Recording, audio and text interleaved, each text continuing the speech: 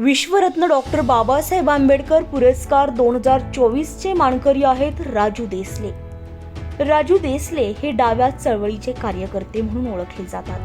Comrade Raju Desale यांनी अतिशय परिश्रमपूर्वक आदिवासी संघटना लाल बावट्याच्या अंतर्गत उभी केली आहे. जलजंगल भूमी यांच्या न्याय हक्कासाठी आदिवासींचा उठाव सदैव जिवंत ठेवण्याचं काम राजू देसले यांनी केलंय. राजू देसले हे गेल्या 22 वर्षांपासून सामाजिक कार्याचा ठसा उमटवत आहे.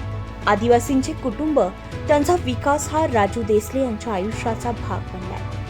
अंगणवाडी शिक्षिका, आशा, घरेलू कामगार, डॉक्टर, नर्स, आया यांच्याकरिता अविरतपणे राजू देसले झटताय. डॉक्टर बाबासाहेब आंबेडकर, छत्रपती शिवाजी महाराज, महात्मा फुले, अण्णाभाऊ साठे यांचे विचार डोळ्यासमोर ठेवून अविरतपणे राजू देसले यांचं काम सुरू आहे.